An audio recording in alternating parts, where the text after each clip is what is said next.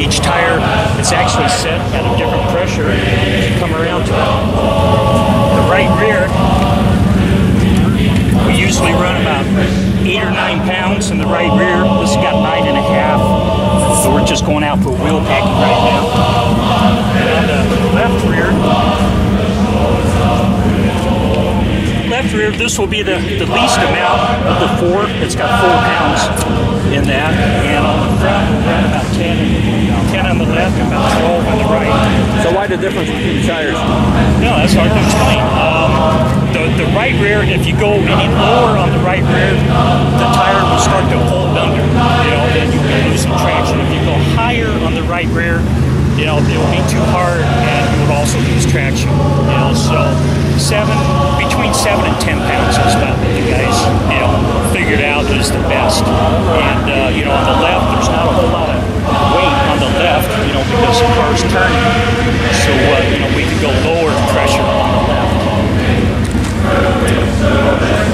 And most of the guys, run pretty close to the same amount. You would adjust it, as the night goes on. You would also adjust the size of the tires. You would change the left rear tire. As the track dries out, it'll get slippery, and you will put a bigger left rear tire on it, a bigger diameter. That'll take away the stagger. Because if you notice that the left rear and the right rear is 2 different sizes.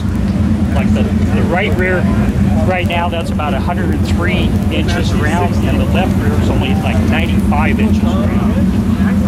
So as the night goes on, we would change that 95 to, a 96, 97, 98. It just depends on how slippery the track gets. And also, there's a lot of adjustments that we can make on the car. One of the adjustments is the rear end gears.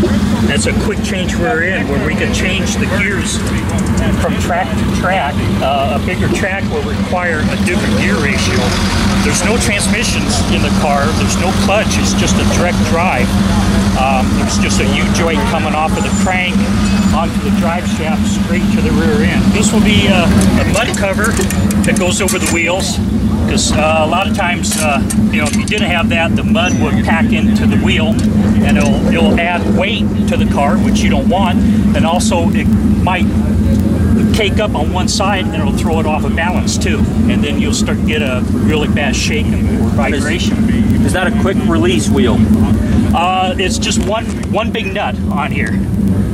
We got a big wrench. We just take that nut off, and the wheel, it's on the splines, and it'll just slide right off. So it's really quick to change. What else can you tell us? Let's see, that's a live axle. Since we was looking at the wheel, if you notice, it's got a hole going through the middle. That's a 3-inch axle, and you can see all the way across to the other side. The Nerf bars, a lot of people call them battle bars, Nerf bars. Every car has got a little different design on it. Some have little tiny ones, and some have big ones. It's basically so another car won't get the wheel in between your wheels. If they was to put a wheel in here and you run up over the wheel, then you got a nasty crash. So this is to try and keep the cars apart from each other. Little safety device there. What does wheel packing mean? Wheel packing, right now the track has just been watered and groomed, and right now it's really wet and slippery and sloppy. So wheel packing, the cars will go out and just drive around to get basically to pack down the dirt and the mud to get some of the water off.